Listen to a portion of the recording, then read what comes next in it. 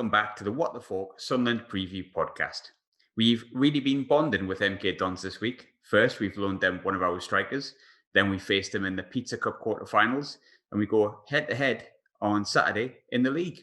However, on today's episode, we're going to try to get to know them even better.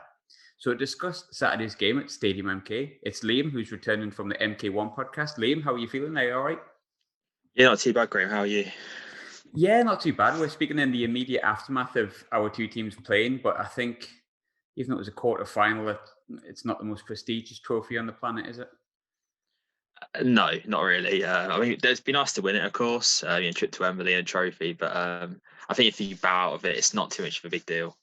I think Sunderland are destined to win it this year because we haven't won at Wembley for about 30 years, I think. So for the one season when our fans can't go, that's just destined to win it. That's sod's law, I think they call it, isn't it? Yeah, definitely that'll be the case. Yeah. I think we'll start probably straight from the top. Obviously, I know it's not everyone's cup of tea, the pizza trophy, but a win is a win for Sunderland. Both sides were a little bit changed, but do you think tonight's game will have much bearing on Saturdays? Not from our perspective. Of course, I said to you pre-recording how, 5 of our key players were cut tied for this game, including most of our defence. So players like Louis Thompson, who's playing at centre back today, we're probably going to see him move back to the midfield. And he's been one of our key players there. When he was not injured, of course. And yeah, it was difficult. We had players everywhere. We had a 17-year-old up front who, for some reason, was getting criticised by our commentary for no reason whatsoever. But that's commentators for you. I think we'll see Cameron Jerome from the off on Saturday, which, as to the comments from the Sunderland fans that I saw carried on to the call. He thrives off that sort of attention from fans especially. So I'm sure he'll be raring up for that one. But yeah, listen, it was a difficult performance. I think when you can have an own goal in the first 10 minutes of a game, you kind of up against it straight away. And I'm expecting a reaction on Saturday and a much changed team. Yeah, you're talking about that early screamer that we scored after like 10 minutes or something. I mean, from a Sunderland perspective, it felt like what we've been hoping to see in part with a bit of pace up front. So maybe from a Sunderland perspective, it might have a little bit of bearing on it. But we spoke sort of off air. It's kind of a weird preview podcast because in a sense it's a review / preview at the same time. But then Yeah.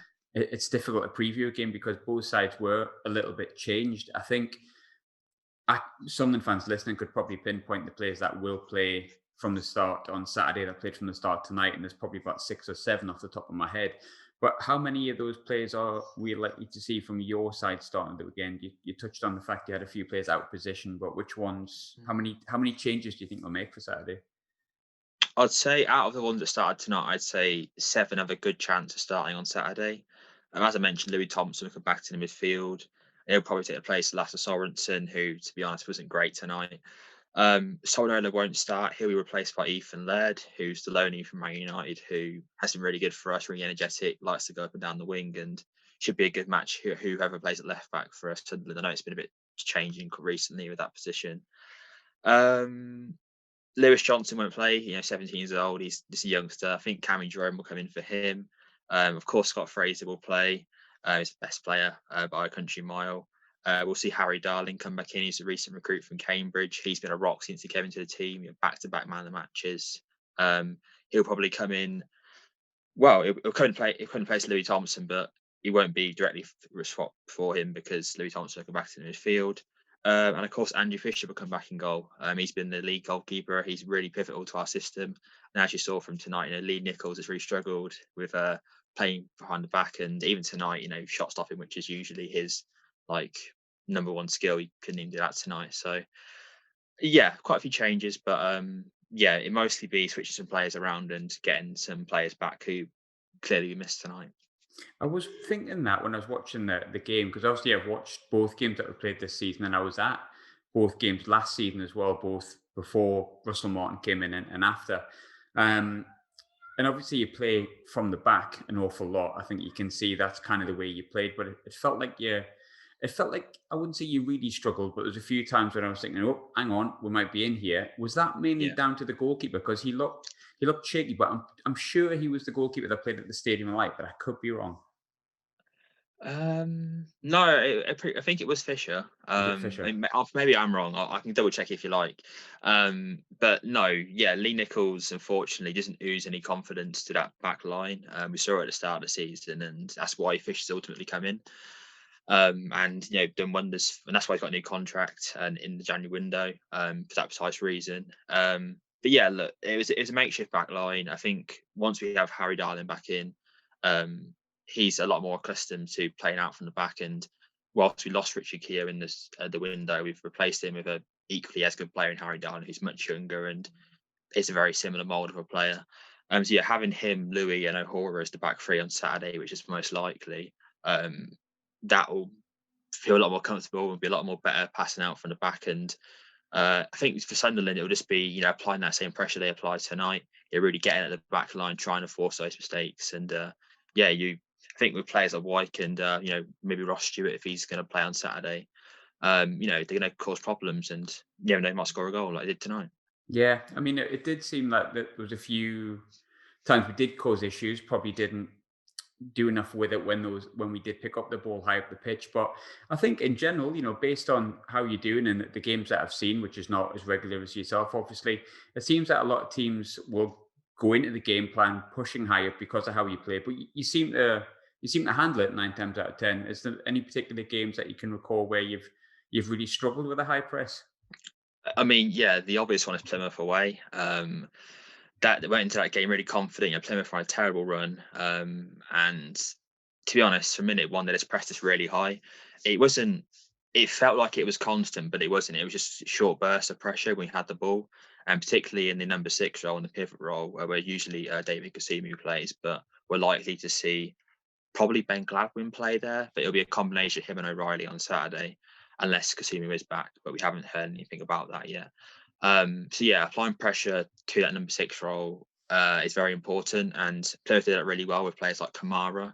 And they weren't particularly clinical in front of goal, but they only needed the one goal because we weren't particularly great going forward that day.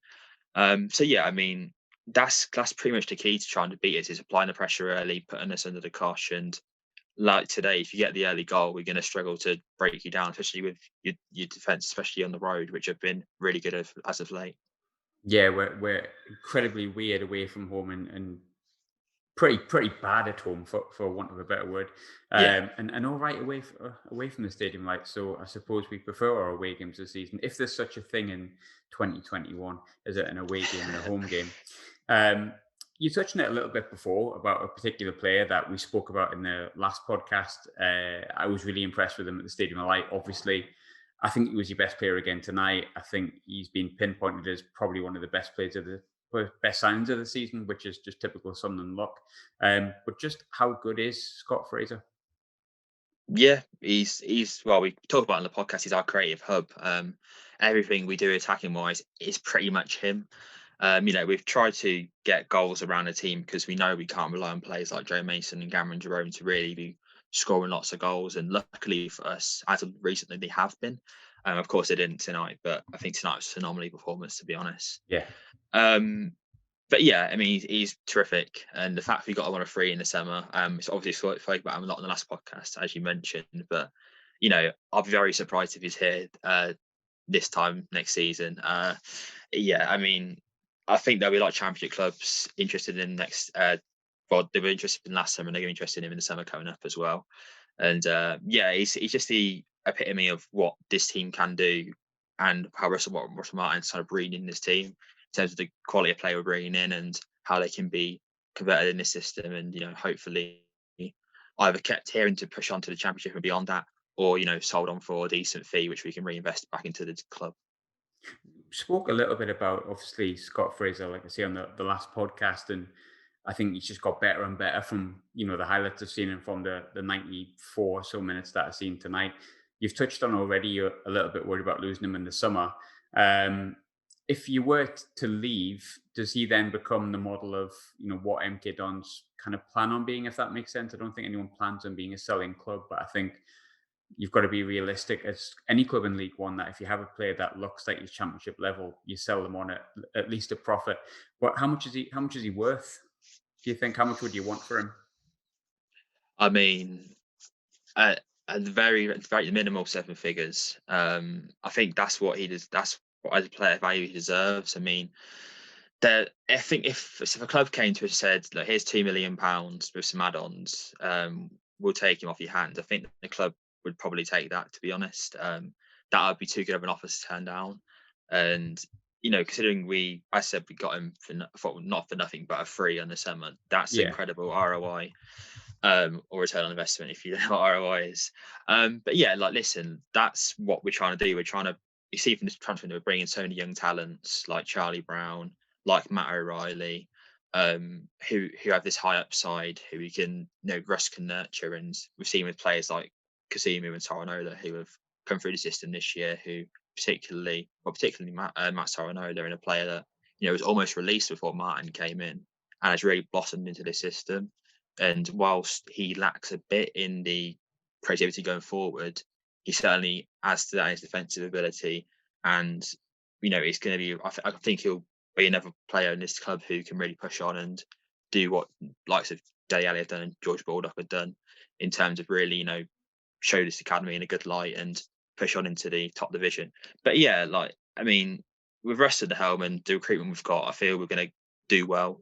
Whether that takes a few seasons to get out of the Championship, it could do. Or get to the Championship, sorry. But yeah, listen, I'm really happy with it. Talking of sort of bringing players back and stuff like that, I'm really surprised you went in for Dele Alli yesterday, because it seems like you're in for a couple of your former players. But I touched on it sort of in the intro, I suppose. We've just loaned you a striker that we once famously paid £3 million for in Will Grigg this week. I don't think anyone at Sunderland would wish him not well, but I don't think anyone's going to miss him. You obviously can't play this Saturday, so maybe kind of a mute point when we're previewing the game, but I think it would be remiss of me not to ask for your reaction to the return of Will Grigg to Stadium MK. Yeah, I'm happy. Of course, he had that brilliant season of us with Dele Alli, Lewis Baker, Benik Afobe, which saw us go to the Championship. Scored a ton of goals, really suited the system. And to be honest, this system is fairly similar. We create a lot of chances. I feel that we need a striker like Grigg, from what we've seen in terms of his finishing ability, which some Sunderland fans may laugh at. But yeah, I think he's happy to come back. I think this whole Shrewsbury thing that came up, he didn't actually want to join Shrewsbury. I think he wanted to play a bit of football, and he felt like Shrewsbury at the time was his only move. And then Russell Martin got on the phone and got him here. I think it's a win-win for both clubs, quite frankly. Of course, with the speculated wage package, is that we're only paying a certain amount, and Sunderland are still paying the majority of the wages. But if we can get him firing, he'll come back to you guys, and you could probably sell him for a decent fee. I mean, he's not even 30 yet, so there's still definitely a few years in him. We've got Cameron Jerome knocking about, who's 35 and still bagging the goals in. But I think the only way it turns out bad for both clubs is that you'll realise that, what the Sunderland fan base's realisations of Grigg come true, and he's not the striker he used to be. He's lost all confidence, and he comes back to you exactly the same as he left. But I struggle to see that happening with the coach team we have here and the whole culture and process behind what we're doing. I feel like it's much more suited to us as a club than it would be Sunderland, obviously, with the likes of, you've got Wyke, obviously Stewart in now, and other strikers like that. But yeah, obviously there's been a competition between Sunderland, whether it's Danny Graham or Will Grigg is the worst signing ever. But I think Danny Graham sort of beats into it a little bit. I think Danny Graham's both his spells. I think Danny Graham beats him both times, to be completely honest with you. No offense, Danny, Yeah. but I'm kind of in agreement with Will Grigg. It just hasn't worked out here, and I think everyone can see that via a Netflix TV show, he wasn't the most thought out signing. Shall we put it that way? I think, going back somewhere, he's obviously had a good history, get a bit of confidence back, fresh, clean slate. It's just the best thing for everyone, really. And if he has a relatively decent end to the season, then hopefully we'll get some kind of return on him and not completely lose everything. Yeah, the funny thing is with Grigg, when we had him, when he got promoted, we had the option to buy him for £1 million off Brentford, because Brentford didn't want him, and our chairman fought to just not buy him whatsoever. Of course, he goes on to Wigan, scores a boatload of goals there, and obviously gets us into Sunderland, and we get relegated. So in another world, Grigg wouldn't even been a Sunderland player. He'd still be at Milton Keynes Dons more than likely. And it's just it's just funny because we should have signed him for the £1 million then, and we might still be a championship team. Who knows? But instead, you've got him and spent the £4 million on him, and we're getting him back in League One and hopefully trying to get back up to the championship again. I found it quite interesting that because I like Russell Martin. I listened to the podcast that you did with him, and I like the way that he speaks. I think he's one of those managers that could go on and do really, really well. And hopefully he's not on that list of the likes of Paul Hurst that seems to have kind of hit the buffers once he leaves the club in League One. I think he will go on and do well. He's got good experience across numerous good clubs. He obviously plays football in a really attractive way. But he was quite stern in his admission that he wasn't interested a couple of weeks ago in Will Grigg, to which I suppose I took him on his word and was a bit disappointed. I thought, I bet you will dying to go back there. But obviously that hasn't happened.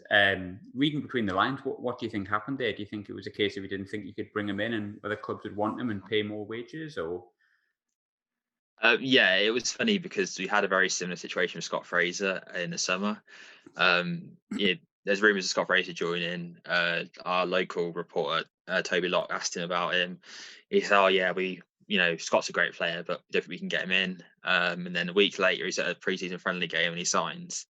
And it's pretty similar to Will Grigg, and we had a little joke with him saying, "Oh yeah, you thought you were interested in him," because it's this classic Russ Presser situation that he seems to be doing. And I think it was the way he emphasised that, we've linked him every single window, we're not going to sign him. But apparently he was being honest in that interview. So I'll take him for his word, I guess. But yeah, I think he was always interested in him. I don't think he ever wasn't. But things change football, especially on deadline day. It's the most hectic day of them all, I think. And we hijacked Shrewsbury's deal, and they're not too happy with it. But end of the day, we don't really care. We've got our trained goal striker back who we had 4 or 5 seasons ago, and pretty happy days. It's been quite a busy window, I think, for yourselves, both in ingoings and outgoings. I think before I go into the January as a whole, you brought in Zach Jules from Walsall yesterday as well. Obviously, he's 23. I think he's approaching 24. He's been seen by Walsall as a project. Sounds a little bit similar to one we bought from Walsall that hasn't really worked out. And he's currently at, obviously, your rivals in AFC Wimbledon. But how happy in general were you with your deadline day moves yesterday? Yeah, obviously we had to wait a hell of a long time to get them in. It seems to be the theme of all clubs yesterday. It's pretty crazy.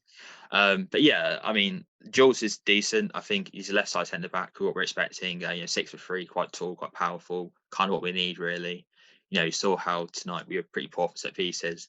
Maybe that wasn't the first team out there really, but it still wasn't a good look, and it hasn't been a good look all season. So yeah, Jules can definitely bring that. I don't think he'll be starting straight away. I think it's a very similar situation to another January edition in Charlie Brown. More of a project. Should be the long-term replacement of Dean Lewington if all goes to plan.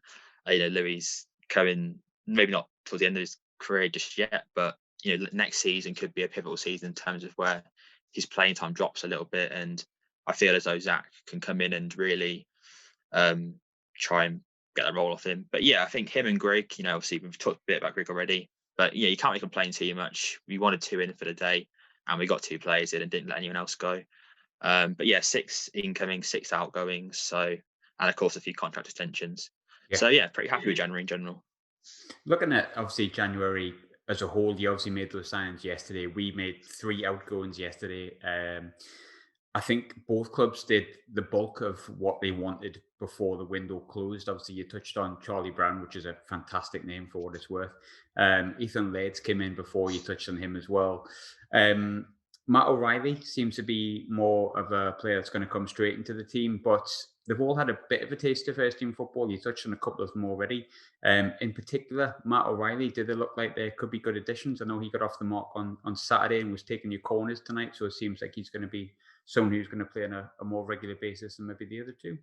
Yeah, Matt O'Reilly, it's an interesting one. He turned down a 3-year contract to Fulham, I believe. So he's a free agent in the summer. He's been training with the club since the summer. And I think basically just to cut down the compensation fee that we had to pay with waited till January to sign him. And yeah, he's been brilliant. Of course, scored the opening goal against AFC Wimbledon. So our first goal since we into plough lanes. That's quite a special one. And yeah, he seems to be decent. I was a bit skeptical on him, but Joe, who's one of the third of the podcast, was talking to me about him, and he's really keen on him. And yeah, he seems to be a nice compliment to Fraser. I still think Louis Thompson is the best compliment to Fraser personally, in terms of being this sort of young division.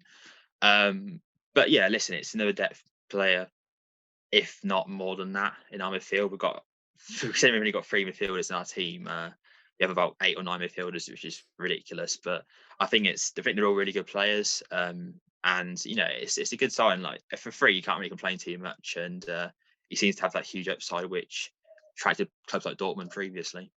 Yeah, and obviously Fulham have a really good academy. They signed one of their old academy players yesterday that obviously got nurtured with us, Josh Madger, not a bit of a sore point. But obviously Fulham have brought 2 good players, and although their first team tends to bob, I think their academy's probably slightly underrated. So obviously if you came from there, you look quite decent on the game on Saturday. You took your corners tonight. Tonight, like you say, it's a bit of an anomaly, but nonetheless, it looks like it's going to be someone who will potentially make an impact from the off. I don't want to go back to it, but I'm going to have to. Last time we faced each other prior to tonight's game, you took your first away win of the season, which is very Sunderland, beating us 2-1 at the Stadium of Light. It's a different Sunderland, but looking back, well, slightly different. But looking back, what did you make of that particular game? Yeah, it was an interesting one. Obviously, Sunderland fans are very confident heading into that one. Of course, they would be. On paper, it made sense. But yeah, we put in a performance. I think Cameron Jerome is pretty pivotal in that one.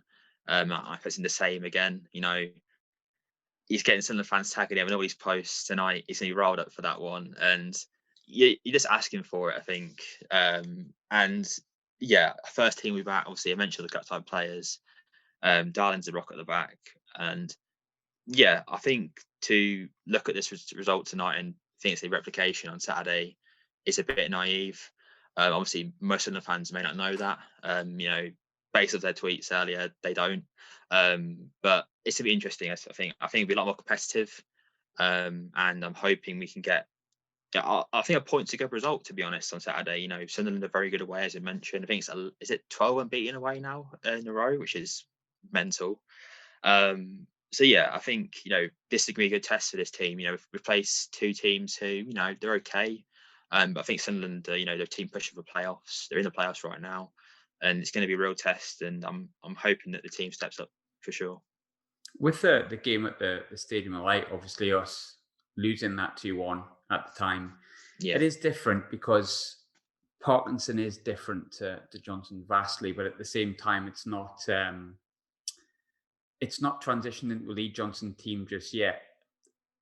I don't know quite how to word this, but how unimpressive was Sunderland in that game when we lost 2-1? Did you find it was surprising how average we were, shall we say? Um, in a sense, but I've had the weird thing with Sunderland the past few years. They haven't been very impressive anyway. I just Yeah. don't feel they've been a team that I've been like, oh, it's Sunderland, they're going to automatically get promoted. I always had them as a playoff team and nothing else. And playing them earlier in the season, they looked stacked like that. And I think for a team like Kidons to come and beat them at the time where we were still transitioning as a team.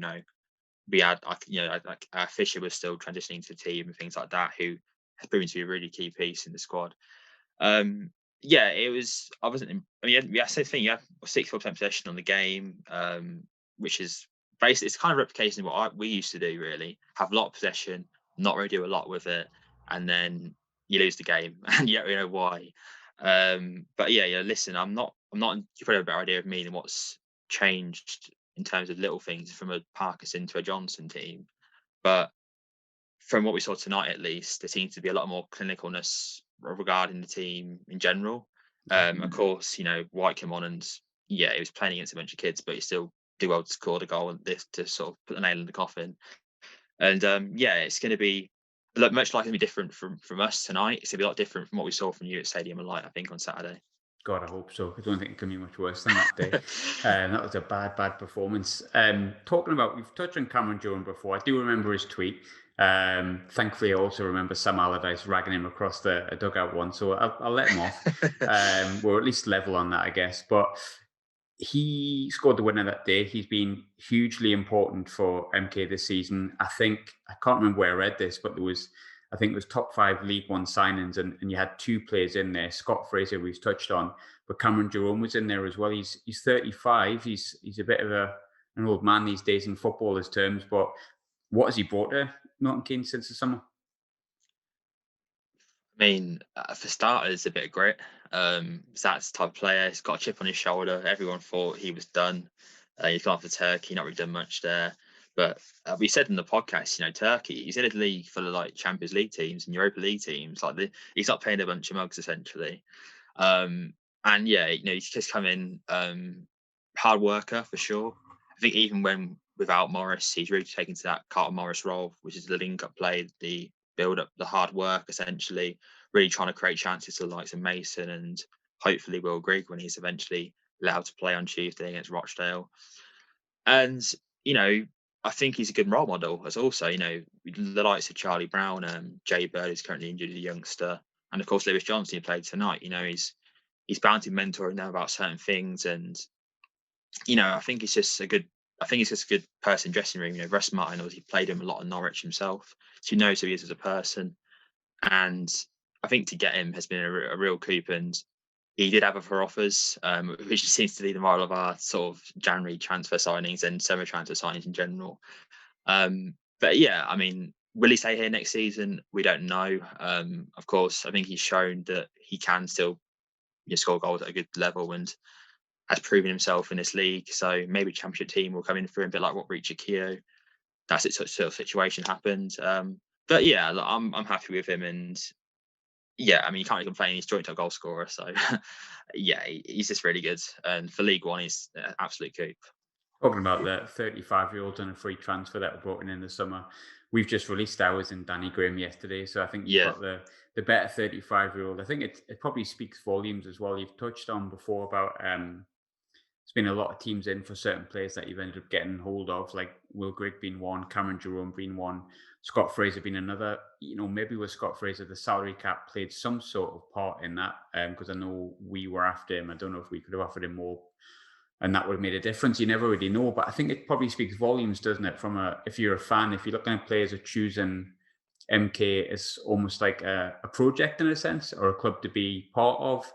And Cameron Jones going there as someone who previously was under or played alongside Russell Martin. You've got a couple of other players going there.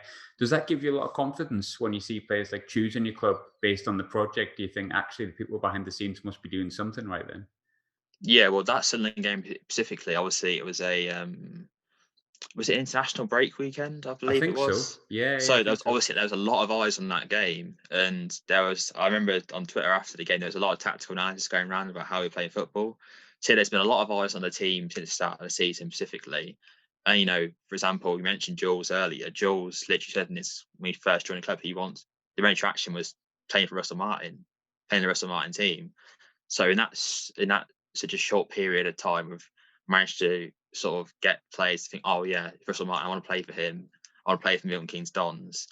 And yes, we're not where we are and want to be in the table right now, but I think next season, once we've got some of these players like Jules and Brown like really developed into the system, I think we're gonna be really pushing on at the table, and we're going to bring more as players every single season that Russ is here. And it's credit to the recruitment team as well. They've brought on a lot of data analytics side of things. I don't know if you've heard of Market Insights. They work with lots of Plymouth on like set pieces, but they've been working with us on these past few transfers and Jules and I think the other one was Charlie Brown actually. So yeah, look, I think it's been a different approach to it all, and it's clear that a lot of clubs may look to do that in the future as well. So it's been about being a bit of a trailblazer in that sense, and yeah, really impressive, really happy, and hopefully the only way is up.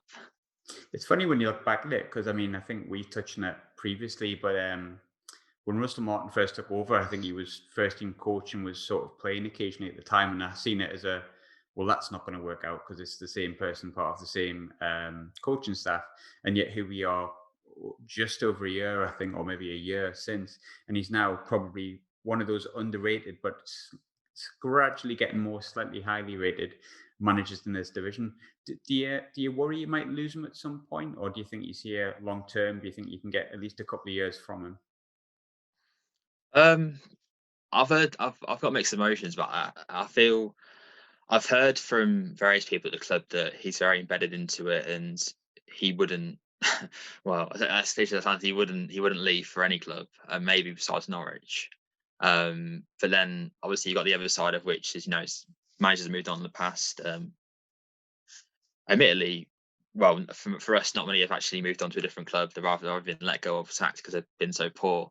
Of course, even Carl Robinson, who got to Championship, he got sacked eventually after a terrible start to League One after the relegation. So he'd be the first manager in a long time to, if he did move on from us and not be let go. But no, I mean, obviously we've spoke to the guy personally, and he seems really embedded in the whole club. Um, he joined under Paul Tisdale, and he seems to have a real feel regarding the core of the dressing room and the players there. Of course, had to let someone go, but that's just part of the ROI model. And if you're going to get a good offer for a player, you're going to take it. Am I worried? Yes, of course I am. He's a good manager. His coach seems even better. Luke Williams is one of the best assistant managers in the league, if not the EFL. And that's not me saying that. That's other coaches saying that. The recruitment team's excellent. So yeah, I mean, it's a good setup here. I'd like to think he can see that, and he's at first hand, he's building it himself. So I mean, if he can't see it, then no one else can. So yeah, I mean, I could be worried, but right now, no, I'm pretty happy with him, and I think he's pretty happy here. I think it's one of those things as well that if he does go on and does so well to the point that a club in the division above, or someone seen as a bigger club comes in, it benefits all around in a sense, doesn't it? If he's got you to that point where you've done so well, you'll kind of take it. You don't want him to do badly just so he stays or do average, I guess. So Yeah. double-edged sword, isn't it? It's kind of a funny one. You want him to do well, but maybe just well enough that he's not poached by anyone. But I get where you're coming from. But he genuinely has impressed me. And I don't know if that's based on, listening to the podcast you did with him, but he speaks very well. He seems to have a grip on things. And one of the big Yeah. things for me, and I was really surprised because we discussed him in the first podcast, and I was quite surprised you had signed him, but you convinced me that he'd done a really good job. And then next thing I looked at, he'd gone to Huddersfield, which is a bit of a weird move for someone of his age to go up the division. But how disappointing was Richard Keogh's departure, or was it not disappointing at all?